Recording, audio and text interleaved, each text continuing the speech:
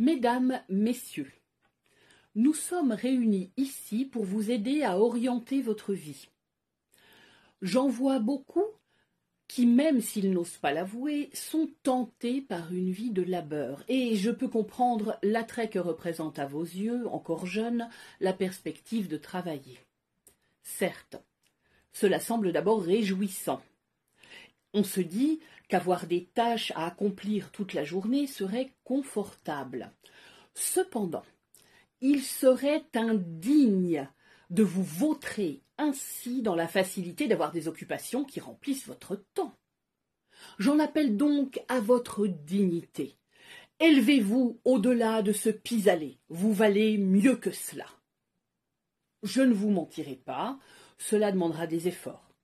Il vous faudra du temps pour y parvenir, mais en vous appuyant sur des enseignements adaptés, vous pouvez, chacun à votre niveau, parvenir à l'oisiveté. Secouez-vous, que diable! Ne vous complaisez pas dans la paresse de l'accomplissement de tâches contre de l'argent. Je suis sûre que chacun de vous a en soi les ressources pour parvenir à un niveau d'inactivité acceptable. Alors il n'y a pas de secret, il faut quotidiennement s'adonner à l'inaction. Consacrez un peu de temps chaque jour à cet exercice et vous progresserez. Si vous vous extirpez de cet état d'hyperactivité, vous avancerez un pas après l'autre et alors vous réaliserez à quel point l'homme est fait pour contempler.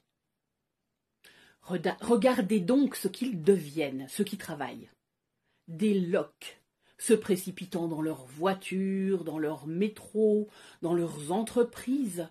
C'est donc cela que vous voulez devenir? Regardez un PDG. Son costume sur mesure, ses 8 voitures, son jet privé, ses propriétés en Floride, ses décisions à prendre. Eh bien, si vous continuez à travailler, à étudier, c'est comme cela que vous risquez de devenir. C'est l'exemple extrême que je cite à mes enfants pour les inciter à ne pas travailler. C'est vrai qu'il ne faut jamais relâcher ses efforts. On croit que c'est acquis, et puis hop, quelques mauvaises fréquentations, l'influence du premier de la classe, et tout est à recommencer. Mais si vous travaillez, un jour, en vieillissant, vous vous retournerez sur votre parcours, et il sera trop tard pour revenir en arrière. On croit qu'on peut changer à tout moment, mais c'est faux. Le travail, une fois qu'on s'y est habitué, on n'arrive plus à faire sans. Et pour peu que vous soyez obligé d'être inactif pendant plus de 2 semaines, vous serez épuisé, perdu et sans repère. Il faut vous astreindre dès maintenant à renoncer à cette vie active. Vous me remercierez plus tard. Alors j'en vois parmi vous qui pensent probablement que leurs parents ont tant travaillé qu'ils ne peuvent pas échapper à leur destin de travailleurs. Certes, c'est une difficulté. Quand on a été élevé dans une famille où le travail fait partie des mœurs, c'est que cette sale addiction est bien ancrée. Mais ne croyez pas que c'est inné. Ce n'est pas génétique, il n'y a pas de fatalité. Il vous faudra juste un peu de volonté pour échapper à ce déterminisme. Moi qui vous parle, j'ai dû m'exercer longtemps et avec une opiniâtre âpreté avant d'être là où j'en suis. Ça ne se fait pas tout seul.